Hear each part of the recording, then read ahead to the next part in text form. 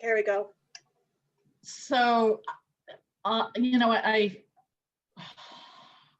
my one caveat with this, I've been in real estate 20 years. My mom, who's turning 92 next week, is alive and well. She was a realtor way back when in the late 70s, early 80s.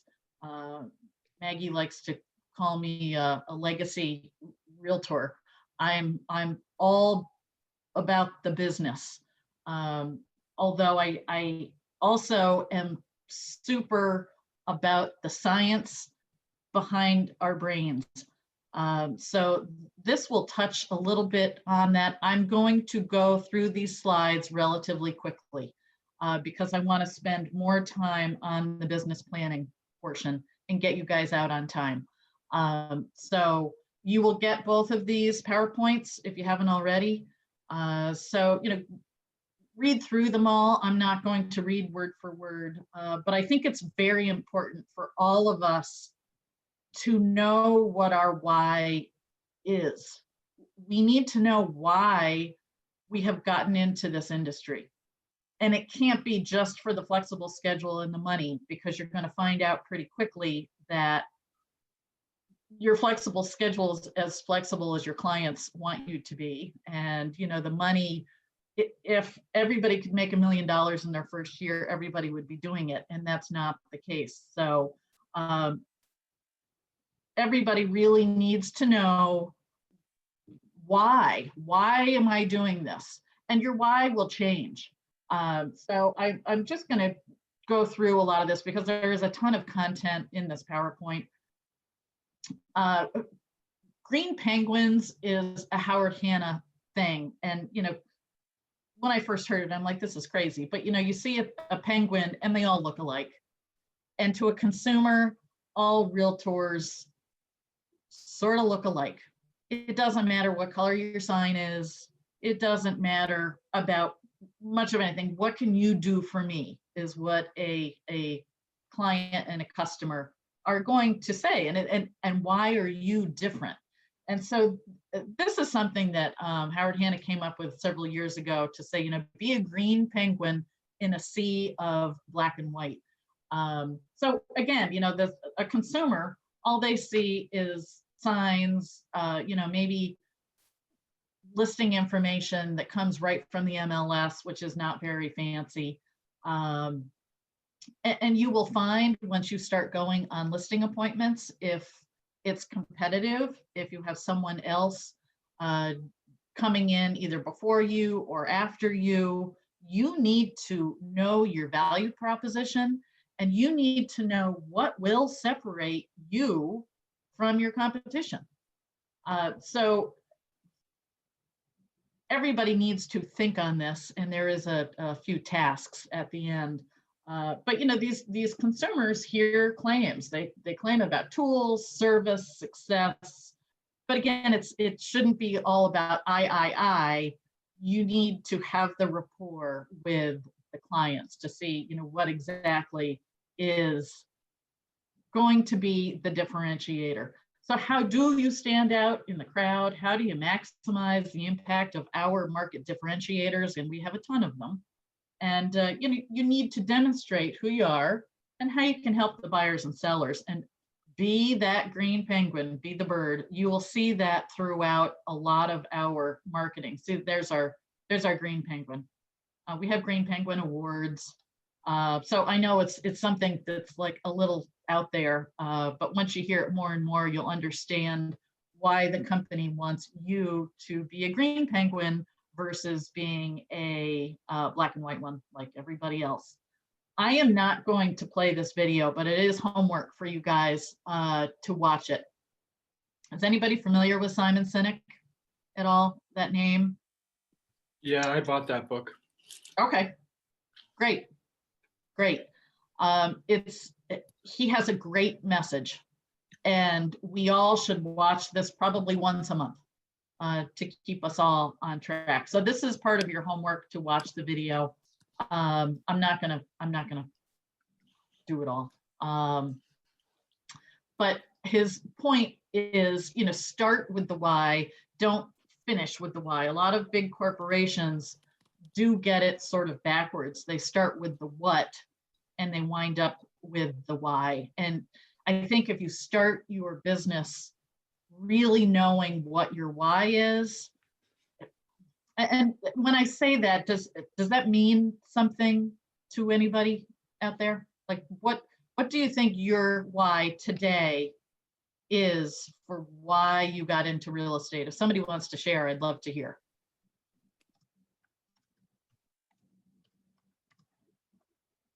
Anybody? I got into real estate. I've been doing restaurant management for over 15 years. I just wanted to be able to manage my time a little bit more with my kids growing up and be able to have my own flexibility and be my own boss. Great. Kevin, that's great. And I tell you, restaurant industry is tough on a good day. I was married to someone who was married to the restaurant business. So I know it's not easy. And that's a great why. Does anybody else want to share what their why may be? Yeah, so I was in the live entertainment business before COVID hit. So obviously I'm familiar with sales, promotions, managing a sales team, and all that good stuff with marketing. But I'm from the Capital Region like you, Jennifer, and my mission since I graduated college was to figure out why so many, we have 100,000 college students and 80% leave every year. So I was always fascinated with the fact that, how do we keep, young professionals here in the region? And I figure, I wanted to get into housing, and originally I wanted to get into commercial, but I want to set something up where, if a young professional, where they live is kind of the foundation of where they start in the Capital Region, and what that house is around, what amenities is near it, what's the benefits of living here, what are the good restaurants. So I want to be the person that can not only pick their house for them, but tell them the benefits of why they should be and stay here. Yeah, that's great, Peter. I always joke, I said, if I wasn't in real estate, I would be working for the Chamber of Commerce because I love this area. Mm-hmm. I've not ever lived anywhere else. Either. And you become an expert in your local marketplace and a megaphone for all the good stuff. And so, yeah, that's a great why. So your why is going to change, and that's okay. But I think everybody sort of needs to take some time to really think about it. Know the answers to the three questions every buyer and seller asks. And if they don't even ask it aloud, it is what they're thinking. What's the broker, meaning you as the representative of the broker, going to do for me? What's the agent going to do for me? And are you the right person to walk with me through this life transition? Those are really powerful words. We are not selling cars. We are not selling plane tickets. We're not selling shoes or lipstick. We are helping people with life transitions. Don't ever forget that or minimize it, because it's like the doctor with the not great bedside manner. They may be the greatest doctor in the universe, but they forget that to you as the patient, it's super scary. They do this stuff all the time, so they've become immune to the scary. Let me tell you what, I think it should be mandatory for every realtor to buy and sell a home themselves every 10 years because we forget how traumatic it can be. So, yep, we are licensed salespeople in the eyes of the state of New York, but we are psychologists, we're psychiatrists, we are hand holders, huggers, when we're able to do that again, all of those things that your clients are going to need to get them from point A to point C. And you need to know your value proposition for those folks. Yes, Maggie. I was just going to say, and that's one of the reasons why teachers, nurses, bartenders restaurant workers in general do really well in this business because they're already acting in a lot of those roles. They're already psychologists. They're already hearing people's problems. They're already dealing with Hey, problem Chris, it's solving. Ken Williamson. How you doing? So there's a, you Oh, know, okay. so if any of you are Oh, teachers or coming from those kinds of professions where you've been listening to people, you're at an advantage because you already are taking notes and making sure things are right. So it's, it'll help you. I threw one Yeah. heck of a party, Maggie. What, Peter? I just said I threw one heck of a party when I was in events. It was a joke, but it was a bad Yeah. joke. But no, but that's important. So people who are event coordinators, yeah, that's another one. That's a good match because you're doing many different things with many different types of people to get one thing to come together on time. And that's real estate. absolutely. And yeah, organization is key. Yeah, Peter, I'm right there with you. I can throw a heck of a party and I delegate, and involve everybody. Yeah. Okay, you can bring this and you can bring that. And, you know, I look like a hero and a rock star because I was the orchestra conductor. Yeah. Yeah. So I hear you. Yes. So again, with your why, this is just the tip of the iceberg, but it's a pretty important tip. And always write it down. And I'm not saying that you need to chisel it in stone because your why is going to change as you grow and as you evolve as a realtor. As you grow and evolve as a realtor, you will grow and evolve as a human being. This is not a 9-to-5 gig. You guys need to live, guys and gals need to live this and breathe this 24/7 with taking yourself out of it to make sure that you're recharging your own batteries. But this will turn into a way of life for you. And if you're able to manage it, it will be very rewarding. So again, write your why down. It's so important. Words are so important to your brain. And there's such a connection for literally, and I don't mean typing, handwriting, anything makes a very strong connection right to your brain. Having said that, choose your words very, very carefully. The proverbial, if you say to your brain every day, you know, I'm fat and I need to lose weight, all your brain hears is fat and weight. So you're going to be fighting against your brain at every minute. What you really need to say is, I enjoy weighing my goal weight of X. Put it in the present tense, put actual numbers to it. And that's a positive feed into your brain every time you look at it and every time you write it down. I'm a huge proponent of the science behind all of that. It's not froofy doofy stuff. It is scientifically proven stuff. The book, What to Say to Your, what you say to yourself when you talk to yourself. What do you say when you talk to yourself? I think is the name of the book. A great introduction to that. So defining your why, ask yourself, why did you choose to become a realtor? What are your leadership qualities? What are your strengths and benefits only you can offer? What differentiates yourself from everybody out there? Yep, everybody on this call is new to the industry, but we all bring different skill sets. You know, Peter knows that he can throw a great party. That skill set is very meaningful if you extrapolate it out to this business. Really think long and hard. You know, what have I done? There's people on this call who are 18, 20 years old. Think, oh, I haven't done anything. Sure you have. Did you have siblings who were younger than you who you had to care for? Were you in clubs in school? Were you on a sports team? There's all sorts of skill sets that you're developing. And I don't care how old you are, that's no excuse to not have a really strong why. So here's your action item. Write down your personal mission statement. And again, without a clear vision, you won't know where you're going. And you can't just say, oh, my mission statement's up here. You're missing the whole point of the exercise. You have to write it down. And again, I don't mean typing it out and printing it out. Write it down.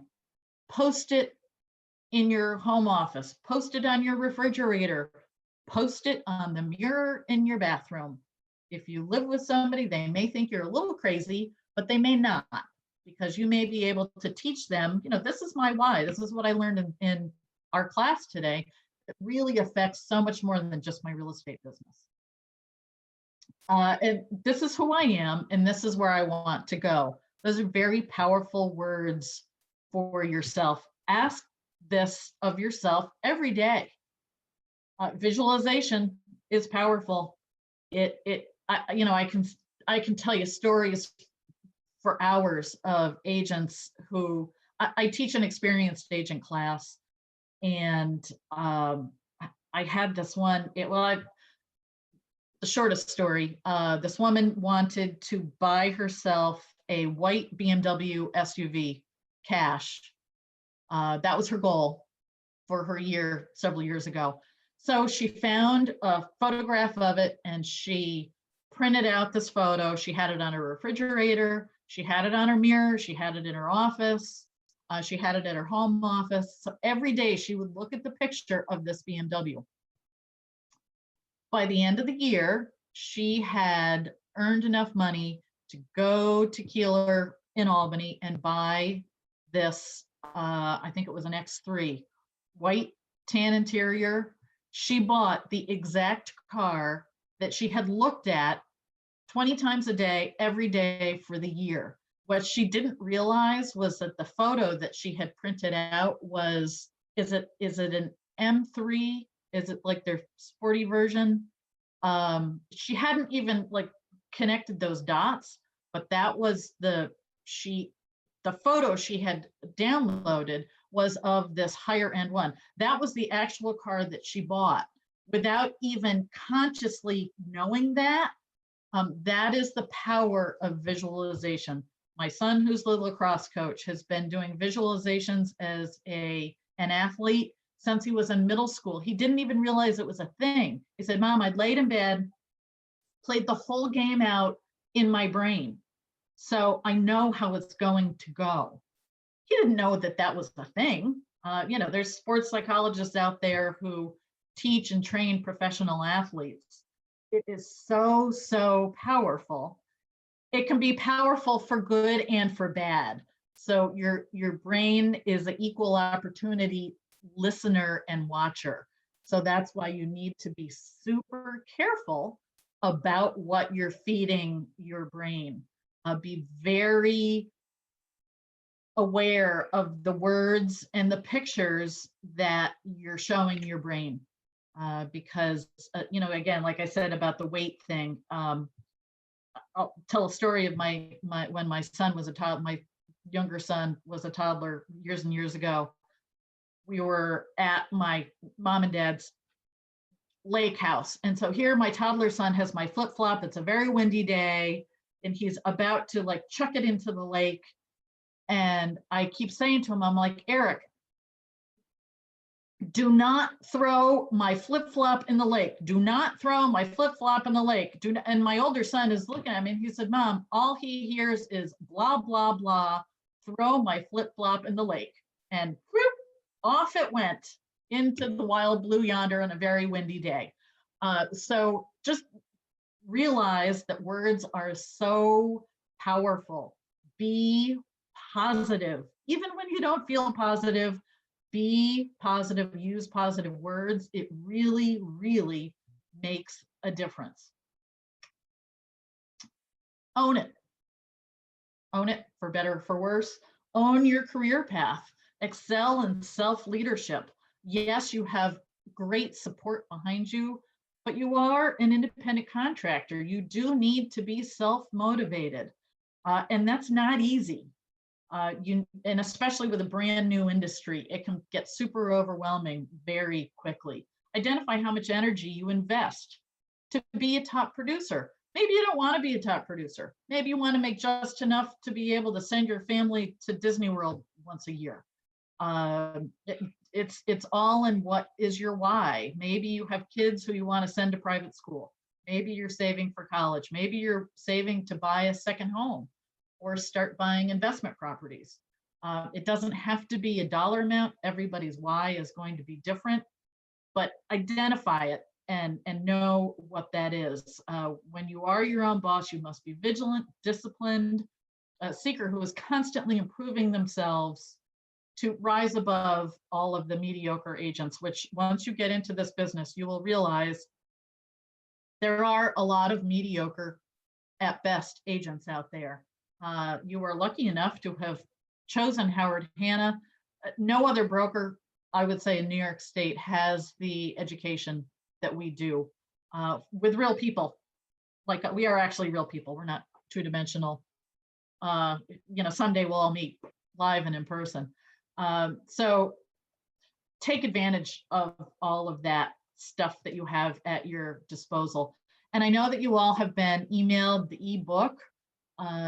Here is a couple of pages in that book are some tasks. Watch the Simon Sinek video and complete this worksheet about Know Your Why. It will get your brain thinking. Don't get hung up on this. Make it be fun. Don't make it be a chore.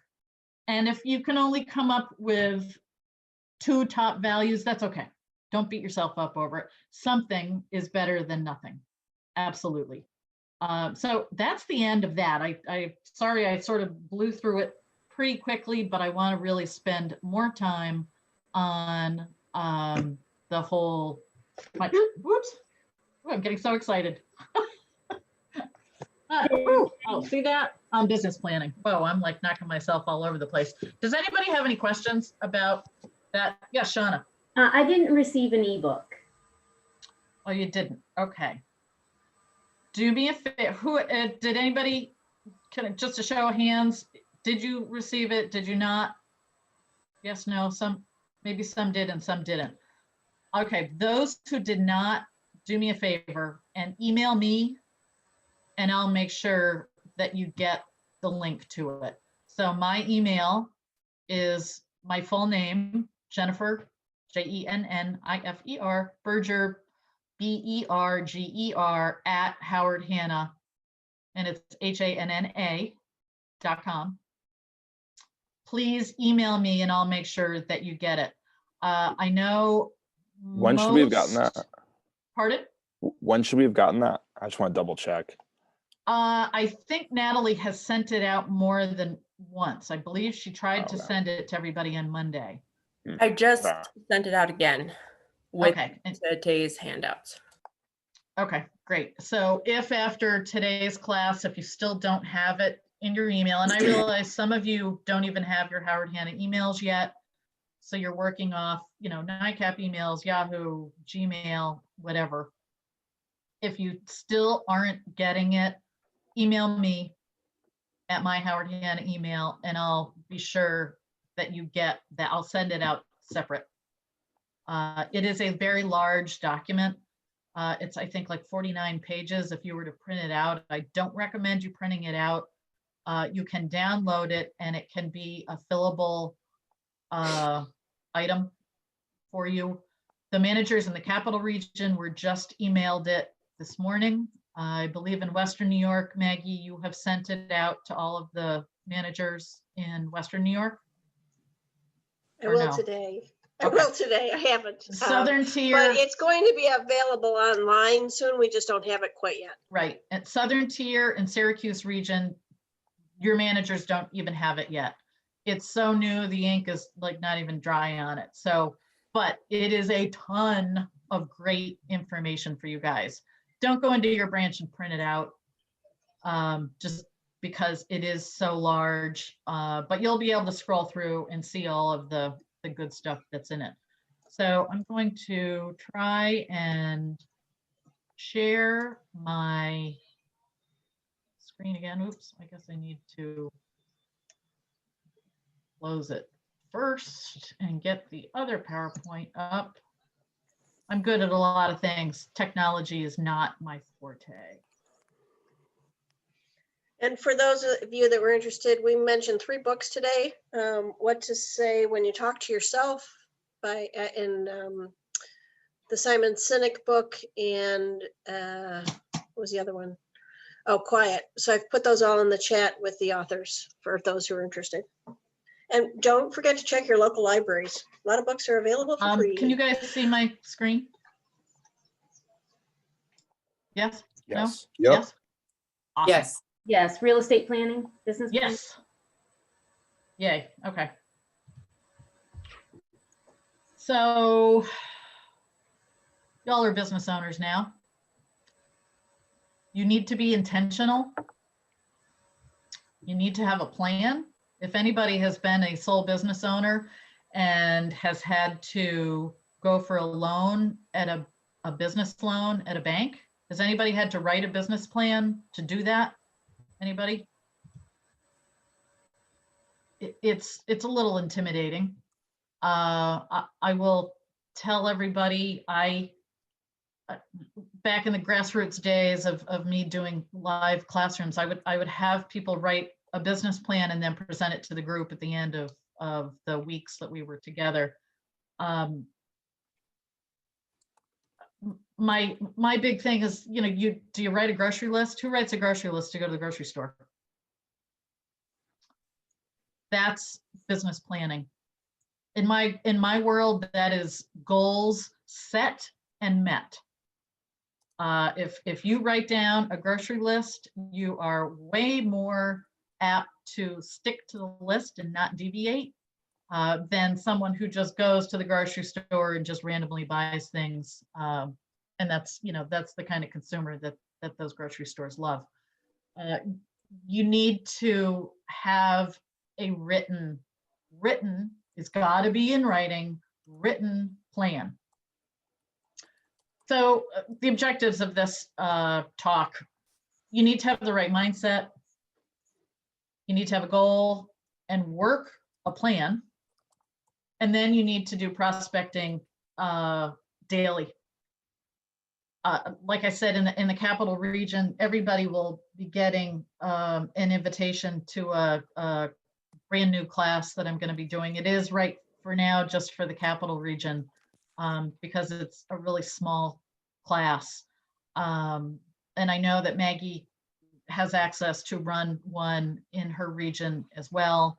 And we will slowly get the micro regions onto it. I'm a facilitator for Brian Buffini, if anybody is familiar with that name. If you're not, I suggest you Google him. He is an Irish immigrant who has been in this country for now probably close to 30 years, who came here with very little money in his pocket, grew a real estate empire, lost it all, grew another real estate empire, and is now one of the largest national sales trainers, speakers, and coaches in the country. So a very knowledgeable dude, a very entertaining guy to listen to. So if you're into podcasts or anything like that, Google him, Brian Buffini. I think it's Buffini. Check him out. I am going to be doing a class, and it's a class that you have to pay for. Howard Hanna doesn't make any money. It's a Buffini class that I facilitate. It's a 14-week class, and I think it's like $395. So I'll put that little blurb out there. But his big thing is that you need to prospect daily. And anybody you talk to, in order to be successful in this business, you have to prospect daily. The majority of people who are successful in this business are the ones who slog through every day, doing handwritten notes, making actual phone calls, reaching out to their database, the people who already know them, like them, trust them. Because in this business, if you don't stay top of mind with people, they'll forget about you. Every human being in this country knows about 10 to 12 realtors. So why should they use you? You know why they're going to use you is because you stayed top of mind with them. I'm going to play this video. I think, oh, Maggie, do I have to do something with my sound to make sure it plays? Yes, so go back to your share screen. Do I stop sharing? Yeah, stop sharing for 1 Okay. second. Then go back to your share screen, and then on the left in the bottom, it's share computer and audio or something, Yep. a little box, in the bottom left, share, and now click your screen and go back and share, and it'll be there. Okay. And then we'll have sound. That's the rumor. I'll let you know. Do you guys see it? Is it little Yes. or big? Big. Okay, good. All right, let me see if I can get this to work. It's a long video, but it's worth it. It's working. Okay.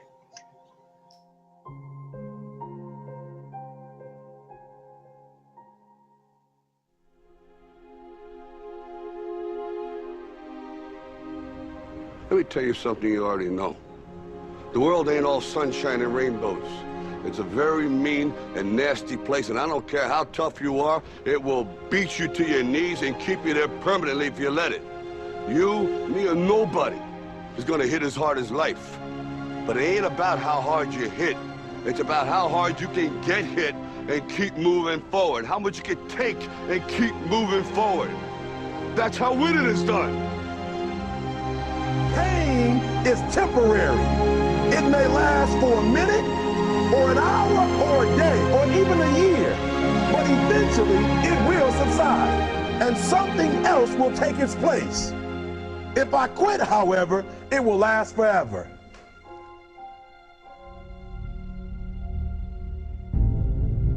The margin for error is so small. I mean, 1/2 a step too late or too early, and you don't quite make it. 1/2 second too slow, too fast, you don't quite catch it. The inches we need are everywhere around us. They're in every break of the game, every minute, every second. You got a dream? Ooh, did I break it? You got to protect it. People can't do something themselves. They want to tell you you can't do it. You want something, go get it. Period. Don't be afraid to fail. You can't always win, but don't be afraid of making decisions. You have Sorry. to believe that something different can happen. He who says he can and he who says he can't are both usually right. That most of you say you want to be successful, but you don't want it bad. You just kind of want it. You don't want it badder than you want to party. You don't want it as much as you want to be cool. Most of you don't want success as much as you want to sleep. Our deepest fear is not that we are inadequate. Our deepest fear is that we are powerful beyond measure.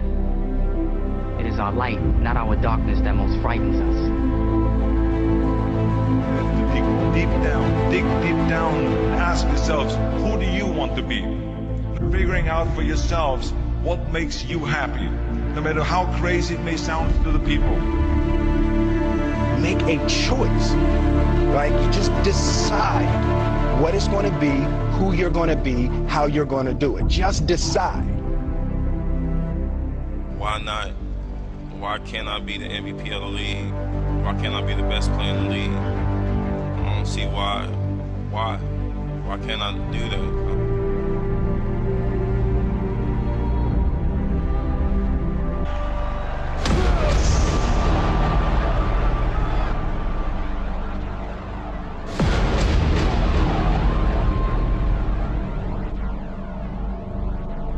What is it you said to the kid? It ain't about how hard you hit. It's about how hard forward how much you can take and keep moving forward. Get up. Get up. And don't ever give up. We can stay here, get the shit kicked out of us, or we can fight our way back into the light. We can climb out of hell. 1 inch at a time. To be able at any moment to sacrifice what you are for what you will become. Most of you won't be successful because when you're studying and you get tired, you quit. I don't do well in math. You're right. You ain't never studied. I'm not good in writing because you have never written before. Talent you have naturally. Skill is only developed by hours and hours and hours of beating on your craft. If you are not making someone else's life better, then you're wasting your time. Don't cry to give up. Cry to keep going. Don't cry to quit. You already in pain. You already hurt. Get a reward from it. Now, if you know what you're worth, now go out and get what you're worth. But you gotta be willing to take the hits and not point the finger saying you ain't where you want to be because of him or her or anybody. Cowards do that, and that ain't you. You're better than that. Because every day is a new day. Every moment is a new moment. So now you got to go out and show them that I'm a different creature. Now. I'm gonna show you how great I am.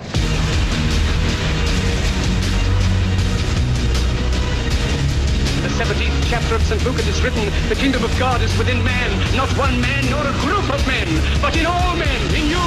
You, the people, have the power. The power to create machines, the power to create happiness. You, the people, have the power to make this life free and beautiful, to make this life a wonderful adventure. Now, what are you gonna do?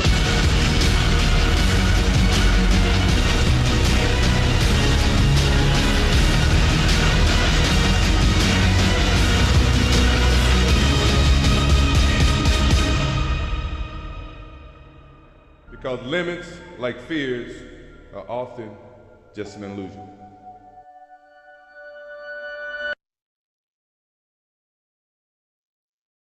Pretty powerful stuff.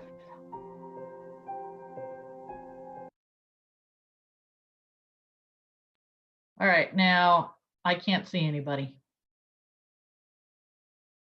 I'm going to stop my share. What'd you do? I don't know. Where'd everybody Find your go? little, did you find this? Find the little zoom camera at the bottom of your screen. And that should, if you click on it, you should be able to pop us up. Yeah, not so much. That's all right. That's okay. I'm going to go back to my screen share. I'll do this blind. I don't know. I'm not quite sure. I'm having technical difficulties. So do you guys see my screen again? Yes. Okay. Great. With all the people on it. Yep. Awesome. Nevertheless, they persisted.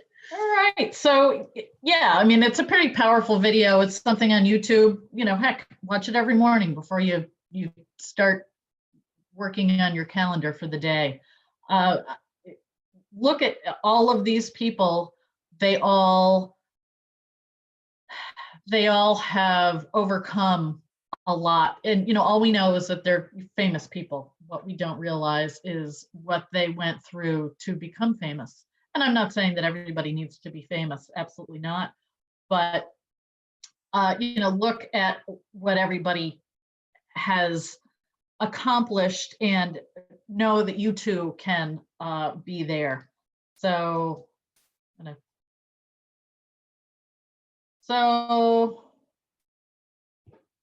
think a little bit out of the box. And this is, again, a little exercise. And I know these are already filling in. And you know, some of you may have already seen this. In real estate, you always need to be thinking outside the box. This is a very, you know, in a black and white universe, this is a very gray industry. There's lots of right answers, and there's lots of ways to get something accomplished. So think out of the box and have the right mindset.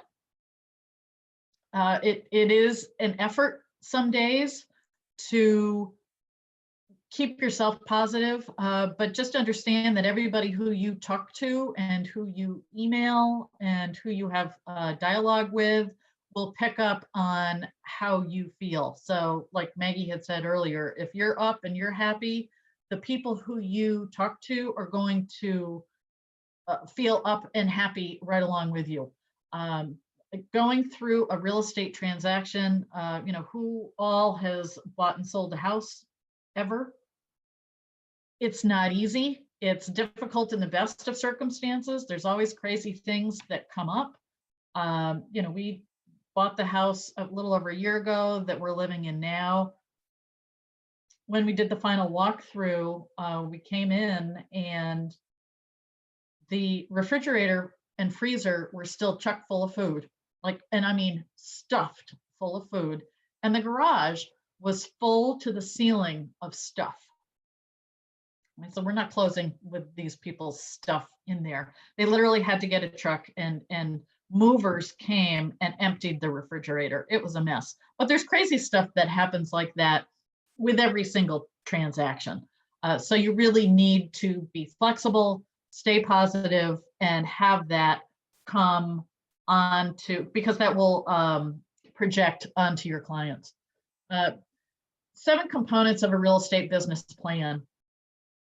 And again, don't beat yourself up if the business plan that you write doesn't have all of these components. Again, in my world, a grocery list is a business plan. So something between a grocery list and these 7 components, it all counts.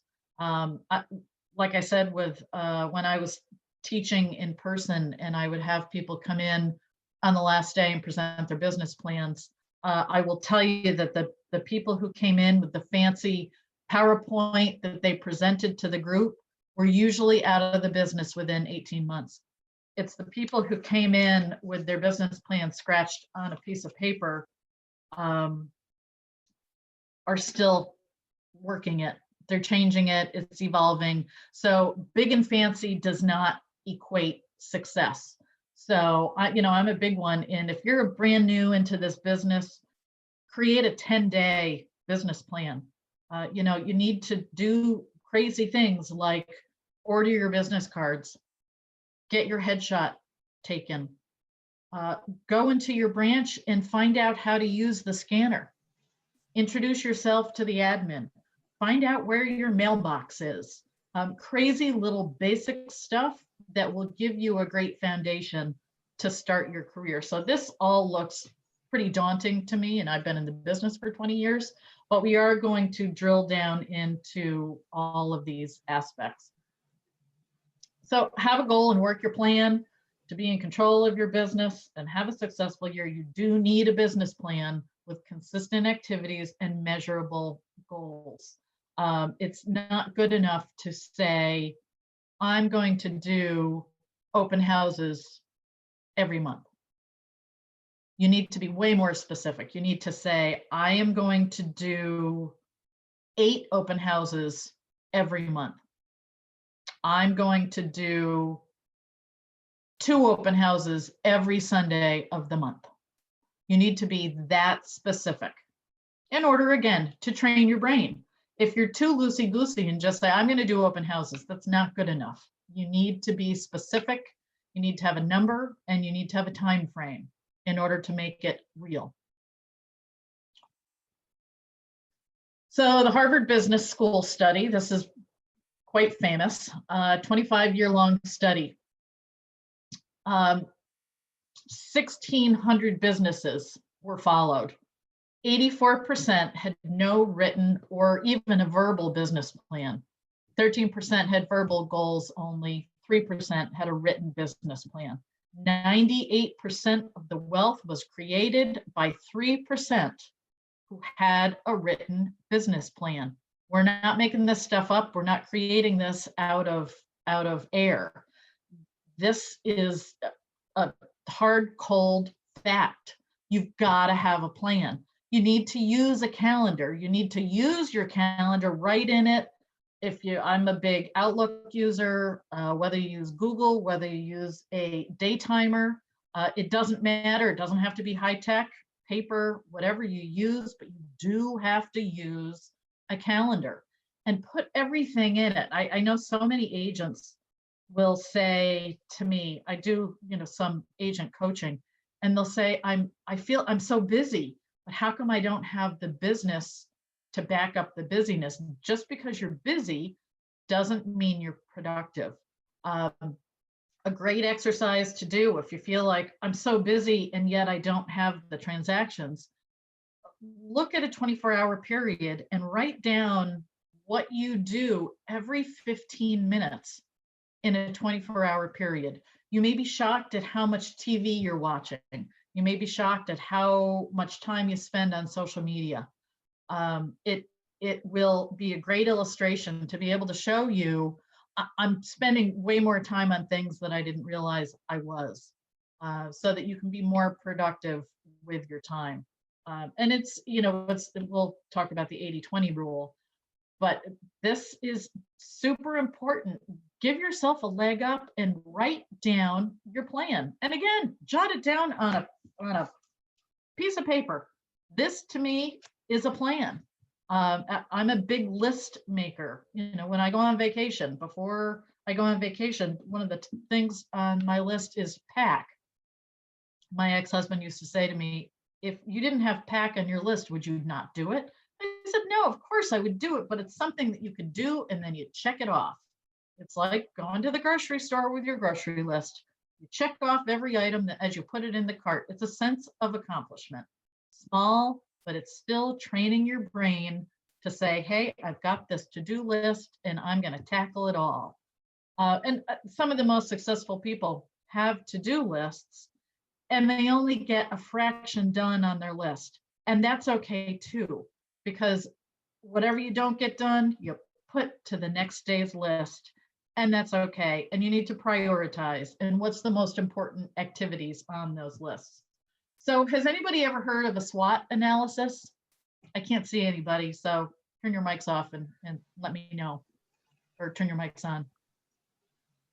No. Yes. No? Okay, great, good. We're gonna give you all sorts of information about a SWOT. Stands for strengths, weaknesses, opportunities, and threats. This is a great way to do a little bit of self-analyzing to see what you're good at and maybe what your weaknesses are, what maybe you need help with. Opportunities and threats, the opportunities are elements in a company's external environment that will help you to maybe help your weaknesses. So opportunities could be, training classes, meeting with your manager, having a one-on-one with them, meeting with your admin in the branch. Those are opportunities. And threats are external. We've got a big threat going on right now with COVID that we're all trying to work around and through as best we can in the most positive way that we can. So it's a great illustration to sort of get down on paper, again, what your strengths are, what you have to work with, and then maybe what your weaknesses are. So this is a great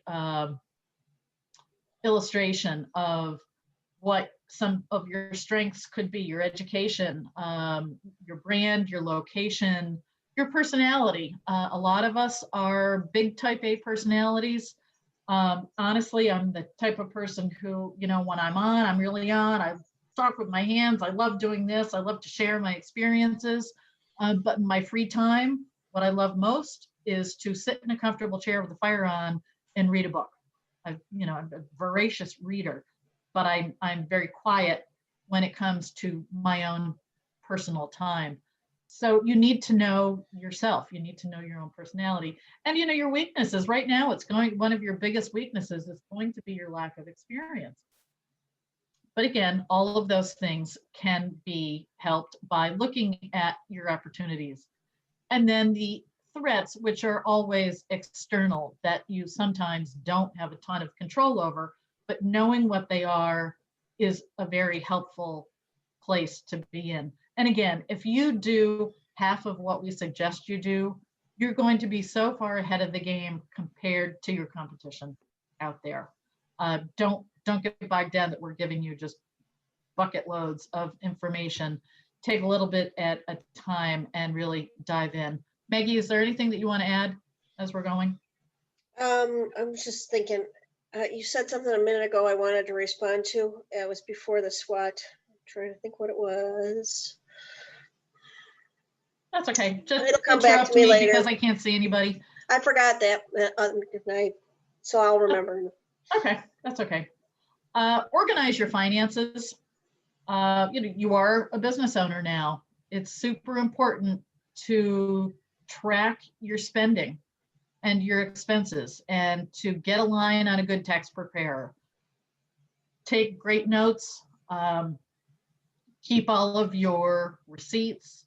Again, this is a great reason to keep a very detailed calendar as you go, so that you can refer back to it to say, oh yeah, I did, drive around for mileage. I mean, there's all sorts of apps out there.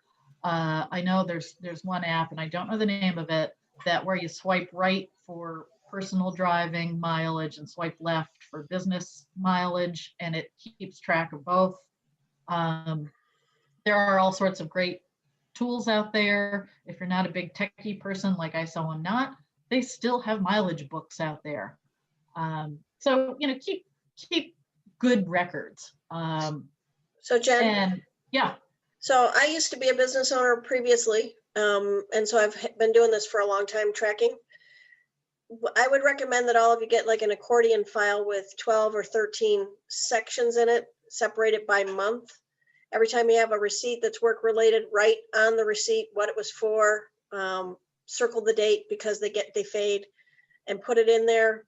Have a sheet that you take from like H&R Block, or what's the one, TurboTax, to break down like your advertising, your meals, your gifts, your mileage. And every month, fill out that sheet and just put everything that goes with it in that slot. And then at the end of the year, when it's time to do taxes, you have everything in one easy to go to place. That worked really well for me. It was super simple, super basic, and I had everything. So when I would staple it, all those receipts to those, or use a paper clip and take it to my accountant at the end of the year, and she'd say, this is great. She had it broken down month by month. It's a really simple way to track your expenses. And don't forget to track your expenses so that you're saving for your business. Every time you get paid, you got to take some money out for taxes. And every time you get paid, you got to take some money out for your business. Every time, from the first time, even though you're in the hole when you get that first check, you still have to do that. I think a great idea. We all have personal bank accounts, I would think. What you need to do is go to your financial institution or find another financial institution, open up a separate checking account. It doesn't have to be necessarily a business account labeled as a business account. You can if you want, but open up a separate account so that when you get your first commission check, you're going to deposit it into that account. You may take the whole thing back out and put it into your personal account. But again, it will train your brain to go from the business account into your personal account. And like Maggie said, you need to start socking away money right from the get-go to pay your taxes. You're a 1099 employee. Taxes don't get taken out of your commission checks. You need to do that yourself. And also you need to start putting money back into your business. In order to make money, you need to invest money back into your business, whether it's for advertising or marketing pieces or whatever that looks like. You need to track that too. So, you all are starting at a great time of the year. It's the beginning of a calendar year. Track what you're spending your money on. Are you putting an ad in the local penny saver?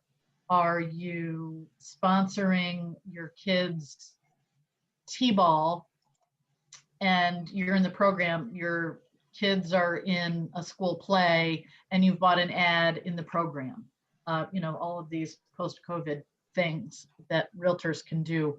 Keep track of that. And every time that your phone rings with a potential client, ask them. One of your first questions should be, how did you hear about me?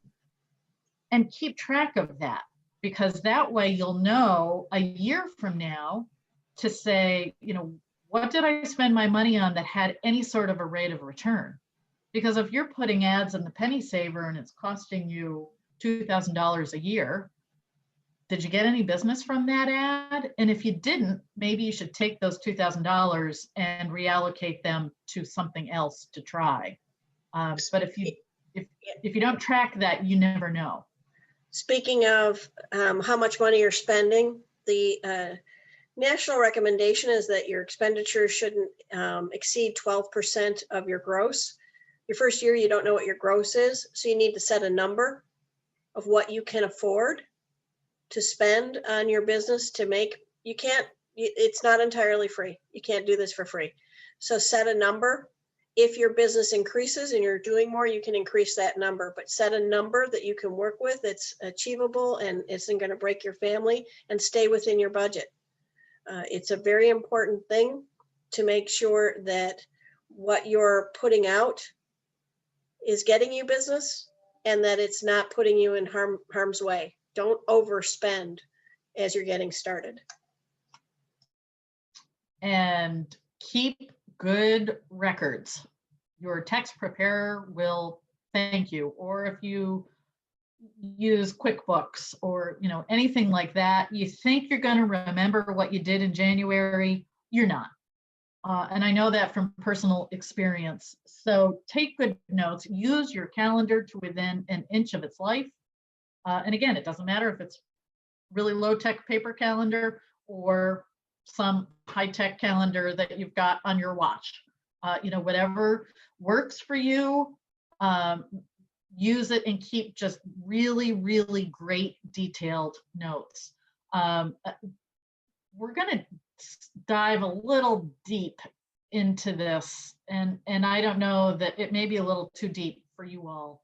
But again, you're going to get this PowerPoint so that you can refer back to it, as far as the numbers go.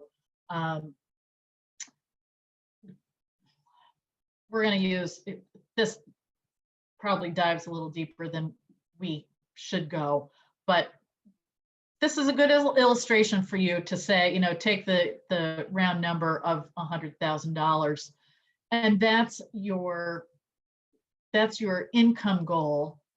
So, you have to look at the average commission per transaction, and that is going to, a couple of these numbers are going to depend on your local marketplace. What your average sale price is certainly is very different from one area to another. But you can see, you plug in your own numbers to sort of see what it's going to take to get to that end goal number.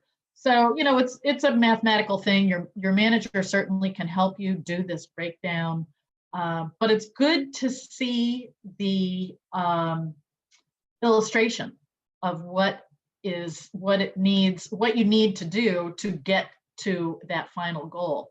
So, how many appointments is this really going to take? I mean, this is a lot. A close ratio of 75% is actually probably a pretty high ratio number. But again, you're not going to have any closings, so it's a good number to shoot for.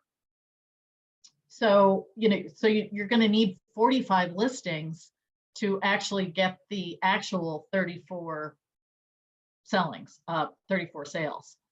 because not every listing sells.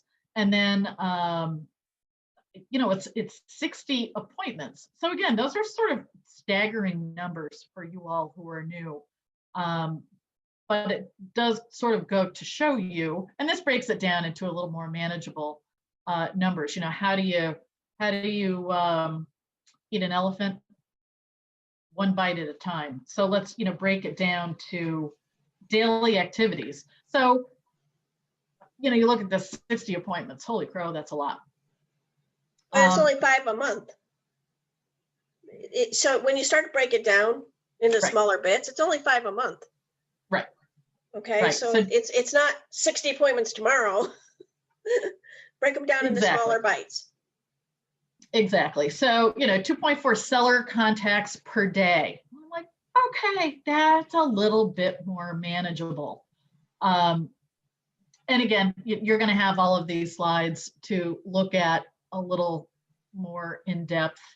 And in another class, we'll talk more about like, okay, this is all great, but how do I actually get those people? And we will drill more into that as we go with these classes.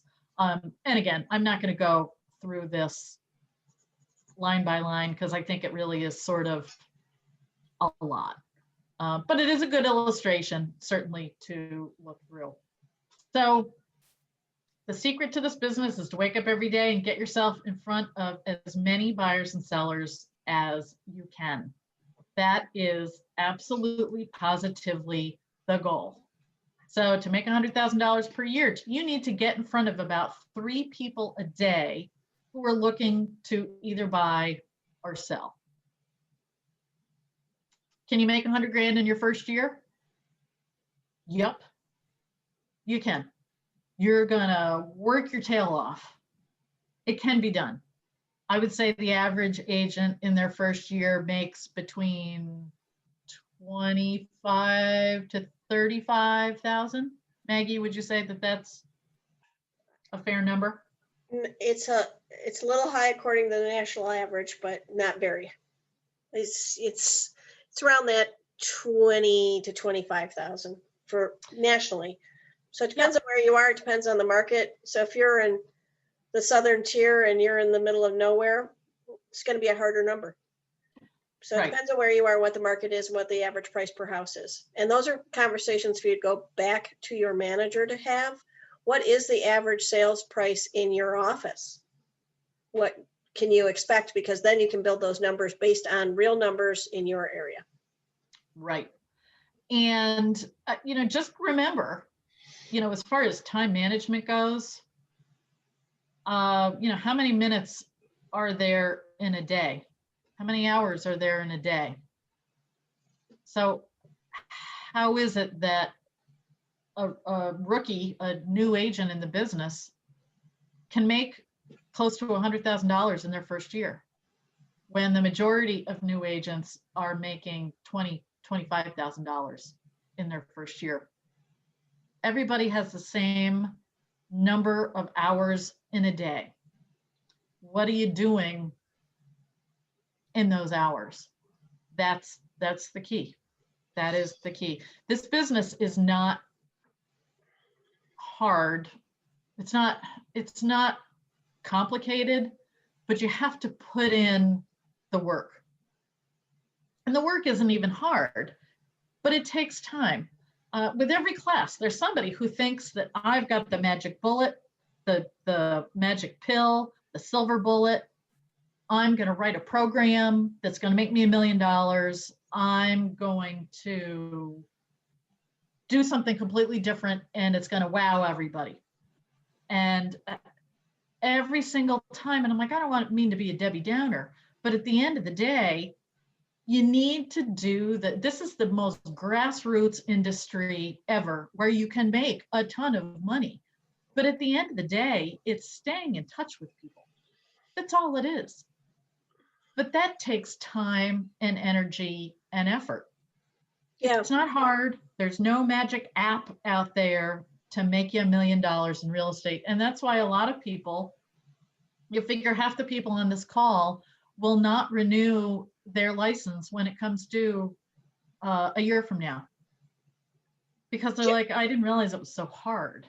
Jen, and it's just, go ahead. Sorry, because you can't see me.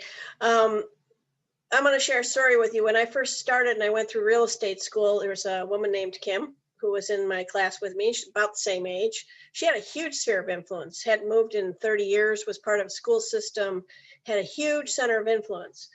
I had moved a whole bunch of times and was back in the area, and my center of influence had dwindled.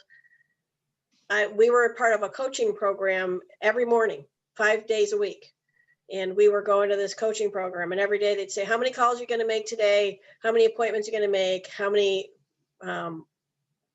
they would ask for numbers, and we would give them these numbers.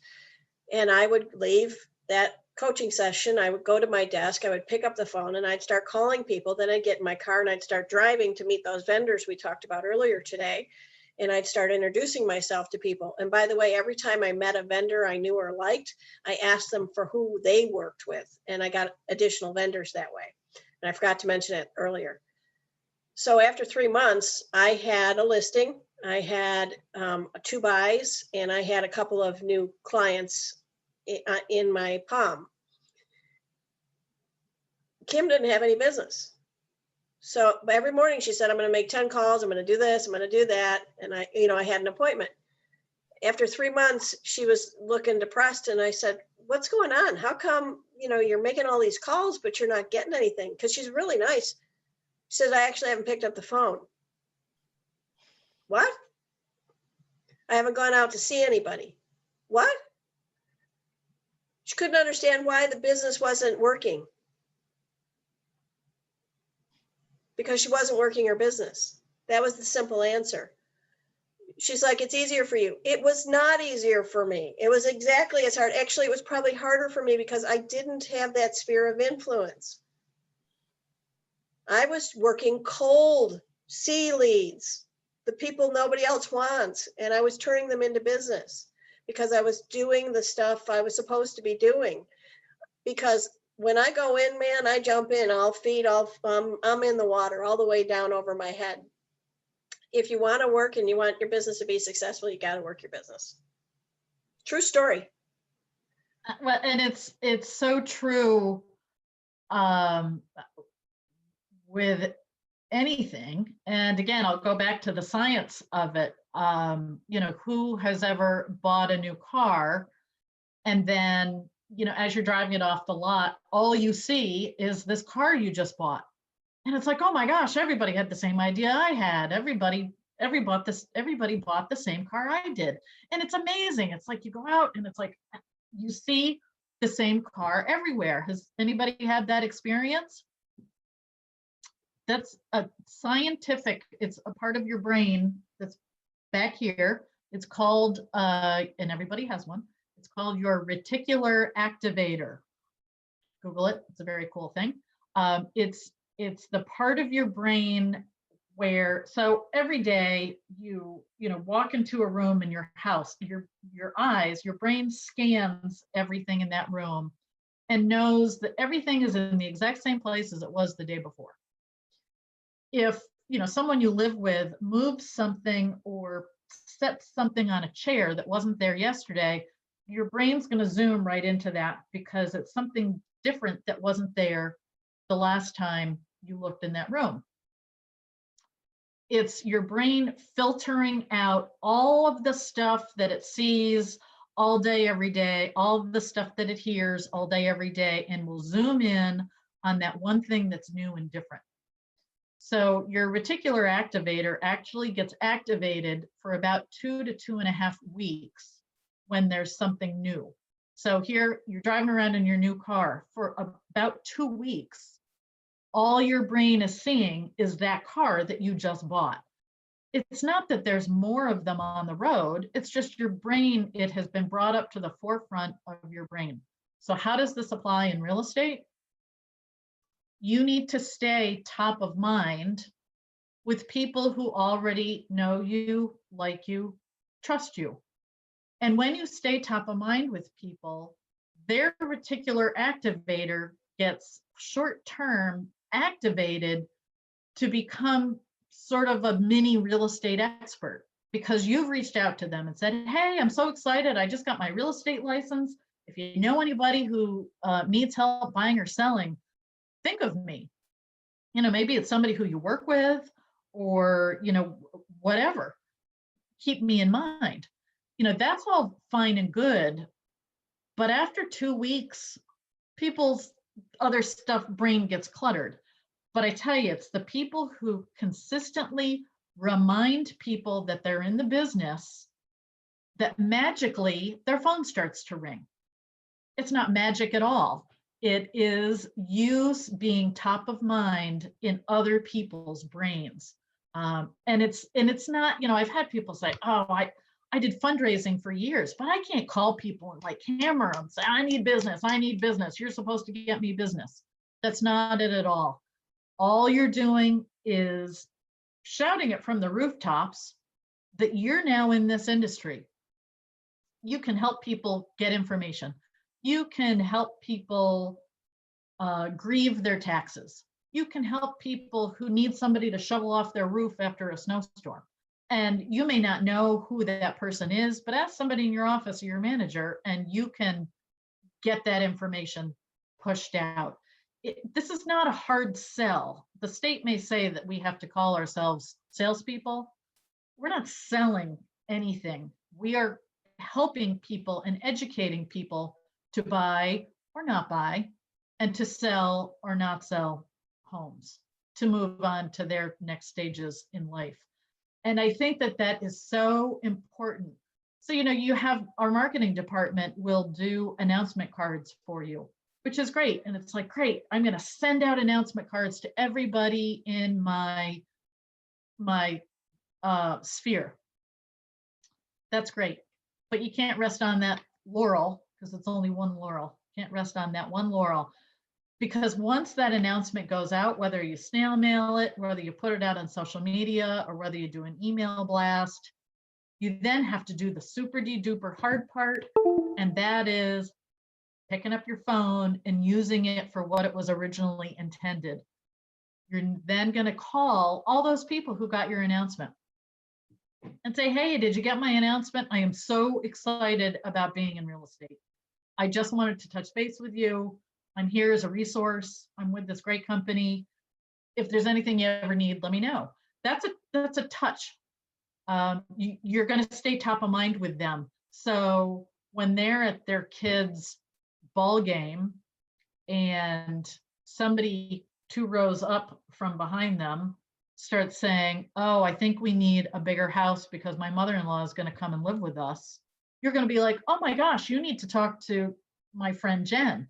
She just got a real estate license, and let me give you her cell phone number. You're going to have these advocates out there, but those advocates are going to get busy lives. Their dog's going to get sick, whatever. And you're going to start going down and down and down in the news feed of their brain. And that's just the natural course of things. So your goal is to have these reasons to stay in touch with people so that you become embedded in their thoughts as being the local expert in real estate. And so somebody is going to finally say, I got a job transfer. I need a bigger house. I need a smaller house. I need more space for my kids to be able to do homeschooling. I need more space because my spouse is now working from home full time. Whatever it is, there's a myriad reasons why people move. The goal is for you to stay top of their mind. And I think this slide right here, in the morning, work on your business.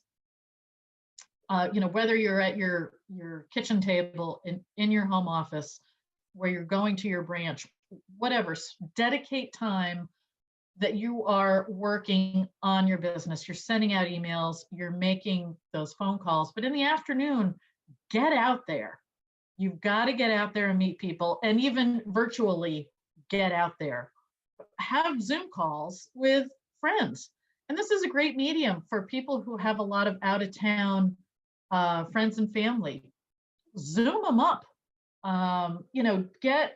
There's all sorts of free access, Zoom type things that you can do for free with family. It's very fun. My 92-year-old mother thinks it's the greatest thing since sliced bread, that she can see her grandkids across the country and, see all these friends from far and wide. Use that to your benefit. Get comfortable with this medium because I don't think it's going away anytime soon. I will talk in a later class about relocation and referrals. And it's a great niche piece of your business to be able to help people buy and sell anywhere in the world. So we'll talk more about that. But it does take effort. And it's the whole 80-20 rule applies to pretty much everything. We spend 80% of our time in 20% of our house. Think about that. I used to have this big colonial. I had, once my kids were grown and gone, I had more than half my house that I never used. So I finally sold it, and a family bought it. They were ecstatic to have so much space. But think about that. 80% of our time is spent in 20% of our house. 80% of the commissions are earned by 20% of the realtors. That is a fact. 80% of our income comes from 20% of our activities.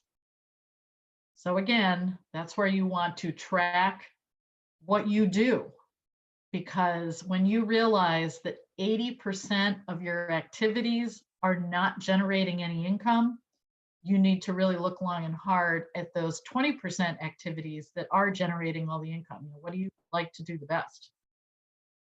I don't know. So again, what is the 20% that yields the 80%? And everybody's new on this call. So I would say everybody needs to try everything at least twice. You know, try for sale by owners, try expireds. And yes, we're in the midst of COVID, and in New York State, there's no cold calling allowed for real estate right now. Hopefully someday that will eventually go away. But try everything, every activity twice. I was never a big door knocker fan. I was never a big fan of walking up to a door where there's a for sale by owner sign. Some people base all of the majority of their business on that type of way of getting business. They are expired and FSBO experts. So I would suggest everybody try everything at least twice. Some of it's going to be super uncomfortable. And again, that's okay. I had an agent take one of my experienced agent classes, and one of the activities was that she had to physically go to people's homes. And these were people who already knew her. You know, these were friends, family, acquaintances who, you know, but she had to physically go to their door, ring their doorbell, and drop off a little token something. It happened to be around the holiday, around Thanksgiving. And she said, well, I went out and bought a case of wine and delivered it. She said, I don't like doing those. I'm not going to do it. And I said, you have to. You have to. It's part of the class that you've paid for in order to get the most bang out of your buck. Get out of your comfort zone. Go deliver bottles of wine to people who already know you, like you, and trust you. How is that so hard? Well, it's time consuming, and it takes up, you know, my day. Like, I don't care. Go out and do it. Week later, she came back to the class and she said, oh my God, I've never had so much fun in this business. She said, it was great. She said, people were so happy to see me. They were thrilled that I brought them something. But she said, people don't do that anymore. People don't just knock on somebody's door, and if they weren't home, I left it on their doorstep and texted them and say, hey, there's a little something for you for Thanksgiving that I left. I was thinking of you. I was in the neighborhood. And she said, you know, people are posting on Facebook what a great person I am and how thoughtful I am because I made this effort. Yep, it was an expense. It was time consuming, and she loved it. She had a ball. And now it's a cornerstone of her business is to physically get out there and actually see people. And you're not you're not cold calling. You're not knocking on perfect strangers' doors. These are people who know you. And it's a great time during the holidays to be able to do something like that. But she got so far out of her comfort zone, but she was so appreciative of it after the fact. So just a little story that, you know, it's easy for me to say all this stuff as I'm sitting here, but the stuff, it works. It absolutely works. Let's see, scheduling again. And, you know, as far as time management goes, either you run the day or the day runs you. And again, we're all busy. Are we productive? And we really need to be very careful about how we are spending our time. And that's not to say, you know, everybody, if you have a show that you love to watch, that's great. Take the time and watch it, but don't necessarily binge watch 12 episodes of it. Take it in small bites. You know, sit down and read a good book, but don't spend 6 hours reading because you don't want to do these business generating activities. So just be aware. Bad habits have a way of creeping into our daily routines. And again, make a to-do list in the morning and see how you do with it. But again, that to-do list needs to have activities on it that are business generating activities. Yep, we all need to go to the grocery store. We all need to go to the dry cleaner. We all need to get our hair cut, you know, whatever it is. And that's great.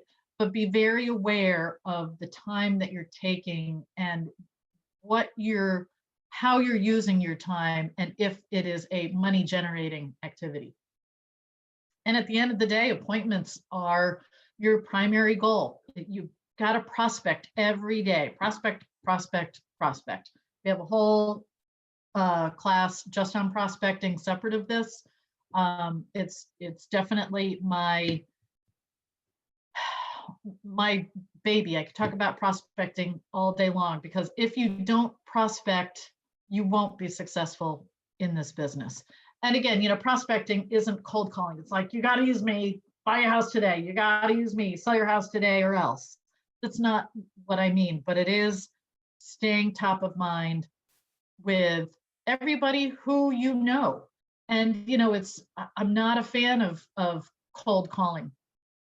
I really think it's a waste of time because you have so much access to people who already know you, like you, trust you. It's the woman who was brand new, started wearing her name badge, went to the same gas station once a week. The owner of the gas station was, I didn't know you were in real estate. And she's like, well, I've had my license a week.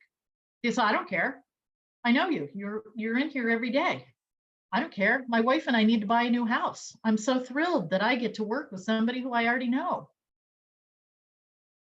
She got a client right then and there. She didn't know anything, but that's okay because her manager helped her and she got them a beautiful $400,000 house. So you got to keep putting yourself out there. You've got to track your numbers and see what activities are having the most bang for your buck. And again, focus, focus, focus. You need strategy. You need to make a plan.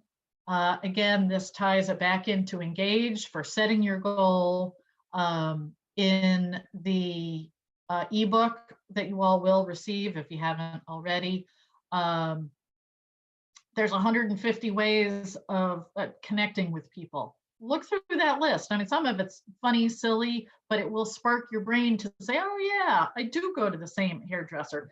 People go through Dunkin' Donuts drive-through, the same one every morning, and see the same person every morning. Find out their name, say, I got to tell you, I'm so excited I see you every morning. I just got my real estate license. Here's my new business card. And be like, you know, thanks, you know, have a good day. That person's parents may be looking to buy a piece of investment property. You just don't ever know. Again, this goes back to your creating your database and using a CRM. Use Engage, it's free to you, especially since you all are new. There's lots of CRMs out there that you can pay for. Why the heck would you use that when you have a free one? You need to be organized, and it's a lot easier to be organized when you're new instead of trying to get organized 6 months from now when you're super busy. So again, people want to work with people who they know, they like, and they trust. They don't care. They will not care that you're new to the business. They won't care because they already know you. I had been in real estate. I got into mortgage banking. So I got my mortgage license. So here I'm calling all these realtors and I said, would you use me as your mortgage person? And they're like, yeah, absolutely. We've known you in the real estate business. I had one agent say to me, she said, Jennifer, if you were selling garbage bags, I would buy from you because I know you, I like you, I trust you. I don't care what it is you're selling. Of course I would use you. So keep that in mind. Don't get put off that you're brand new in the business because it doesn't matter. Have I really blown through all of these slides already? Oh, I have. Look at me go. So these are some action items for you guys as homework, if you want to look at it that way. In that ebook, there are 2 pages about Ready, Set, Goal for business planning. There's a fill in the blank page that you can do with your manager. You can do it on your own, send it to your manager, have them look at it, make a game plan. Look at the getting started tips to follow and how you can reach your goals. And again, Maggie and I are a huge resource to you. Please reach out to us. I have rambled on like crazy. I can't see anybody. I'm going to not share my screen anymore and hopefully get you guys back for questions. I'm going to take a drink of water. Stop sharing. Oh, look, everybody's back. Yay. So unmute yourself. Ask me a question. So Jennifer, I just had a quick question. If we put our contacts into the Howard Hanna CRM system, does Howard Hanna send out any specific newsletters? Because my friends just don't want to get spammed, if that's what I mean. Yep. There is right in Engage. There is a newsletter that you can send out. It's very generic. Okay.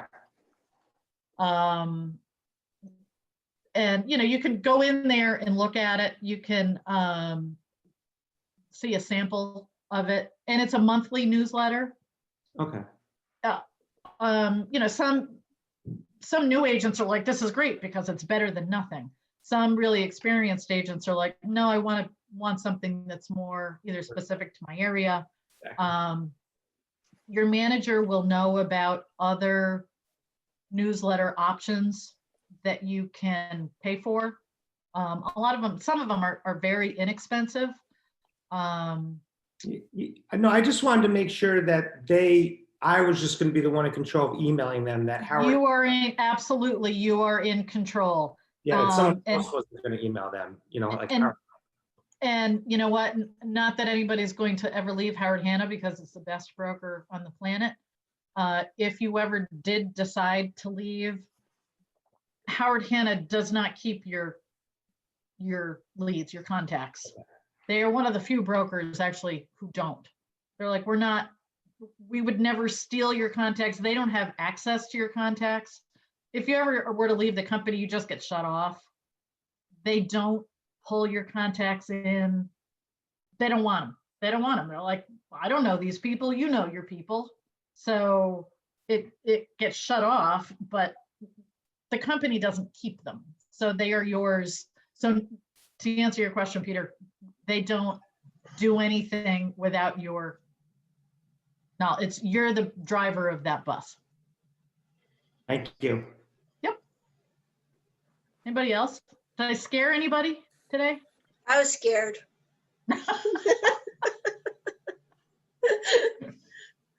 Don't get scared. I'm so scared. Eat that elephant, little itty bitty bites at a time. We will throw so much information at you.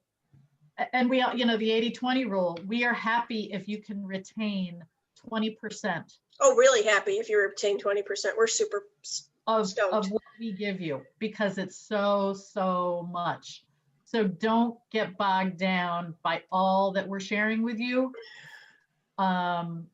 Believe me, because we get managers who say, how come you didn't teach blah, blah, blah. It's like, well, we did. Yep, your agent was even in that class, but you can't retain it all. Yeah, you can only take in so much at one time. And the business class is the balloon popping class. The business planning class is where people see the numbers and they're like, I'm never going to be able to do all that and I'm never going to be able to make any money. If that were true, there'd be no realtors. They would only ever last a year.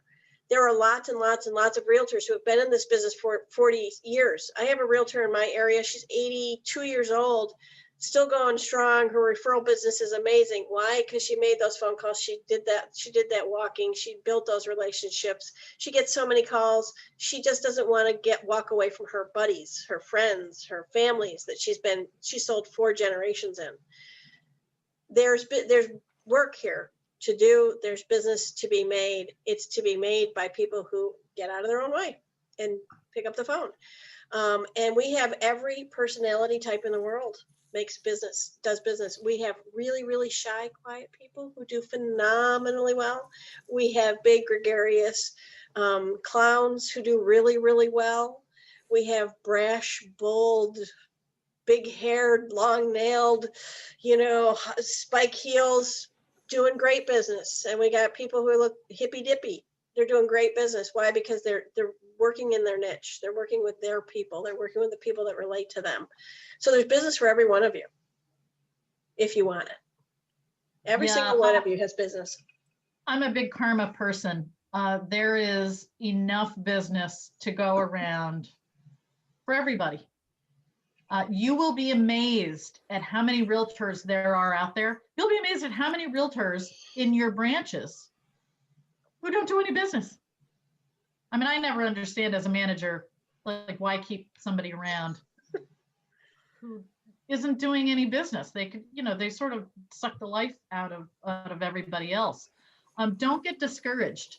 A lot of branches have phone duty, opportunity time, that even with COVID is still happening. My license is parked in our Clifton Park branch. It's sort of our corporate hub. It's the big building in the capital region. There's also a branch, a Clifton Park branch. They have probably one of the most prolific phone duties that I've ever seen in any real estate office. I'm amazed, even in this day and age, how many consumers, civilians, call in to the branch looking for a realtor. So, we have agents who sign up for phone duty, and it's like at 2-hour slots at a time, or an 1.5-hour slot at a time, or whatever. But they'll, and some will get discouraged. I've done phone duty 10 times, nothing. All I get is wrong numbers. Do it 11 times. Do it 12 times. It will happen. It will happen. Don't get discouraged. This is not an overnight thing. Tortoise in the hare. Yeah, I did phone duty every week from my first week in Howard Hanna. And I got, 50 weeks of phone duty. I received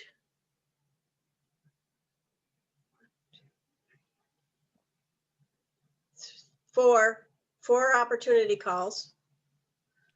One was, the first one was my very first day, and she was a buy for $285, $250, a new listing, and then a sell.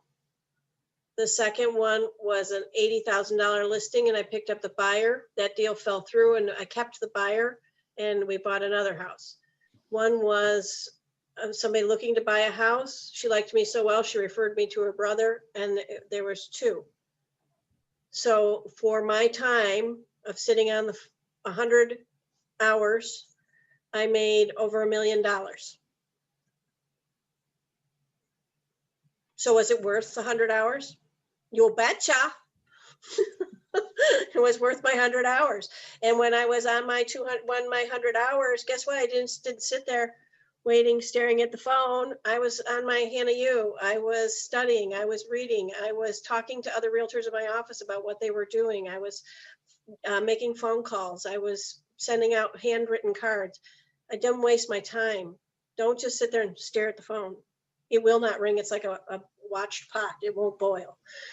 And not every office has phone time. They don't all, but ask your manager. Say, do you have a phone schedule? And usually you have to shadow somebody. You got to learn the phone system. Sometimes you're the primary phone answerer. Sometimes it's the admin in the office. Every office is a little different. But it's a great way to get your feet wet. And if nothing else, I know a lot of agents are not physically in the branches, but those who are doing business are, even if it's just them running in to make copies or drop paperwork off or ask a quick question of the manager. I would say most all branch managers are in the offices every day. So use that to your advantage. If you are physically in the office, you're going to just hear by osmosis conversations and stuff. Open houses are still being done in every marketplace. Talk to your manager, say, how do I shadow with somebody? How do I learn how to do a virtual open house? How do I learn how to do a COVID safe, real live open house? Who's a good videos agent? for that on that YouTube channel that Jen talked about earlier. We've done it all. It's all it's all there. It's all there. We can't tell you the amount. We've done we were over 150 Zoom calls since March 16th of last year. Right. And a lot of it's been recorded and uploaded to that YouTube channel. So it's a ton. Don't get bogged down by stuff. Don't get freaked out. You will get overwhelmed. Roll with it and just keep moving forward in baby steps. And if you do half of what we tell you to do, you'll be successful. I mean, if you pick up the phone and you start calling people and you let your manager know that you're in the business to do the business, you're going to be successful. And the people in your office and your manager, if they see you putting the effort in, they'll help you. They'll give you leads. If you're in the office or you're talking to your manager, you have questions, and a lead comes to the manager and he feels maybe it's a good fit for you, even if you're brand new, you may get that lead. But my manager, when I was brand new in that office, had 5 offices in that moment. She managed 5 offices, which meant she couldn't be in my branch all the time. So I found out which hour she was in my branch and I went and sat with her. And then I went to some of the other branches and went and sat with her because I can go to any branch. But I followed her. I found out what her schedule was and I followed her. Guess what? She gave me leads because I was there and I was listening and I was asking questions and I was working, and she saw me in the endeavor of working. So I got in my car. And so when we go live again, stalk your manager if you have to. I was just present. I wasn't in their office, sitting in their desk, taking up their time, but I was present in the office. So, and I think it's important to reach out to your manager and say, hey, can I have 20 minutes of your time once a week? Let's put it in the schedule, because most managers will not set that up for you. Even if it's like this is fine. Absolutely. But say, I need for the first 3 months, whatever, I want to have a weekly meeting with you to keep me on track. I think any manager worth their salt is going to be like, absolutely, nobody ever asks me to do that. So, ask that of the manager. Don't try and do this alone. This is not for the faint of heart, but just remember you've got tons of support. So, don't go it alone. Ask lots of questions. There's no dumb question. You're learning something completely foreign to you. But do remember, you already know more than the civilians out there, the consumers, who think they know everything because they're on Zillow every day. So no, you know so much more than they do already. So give yourselves a pat on the back. You survived week 1. Yay. Everybody go, if you haven't gotten your ebook, email me and I'll make sure that you get it. And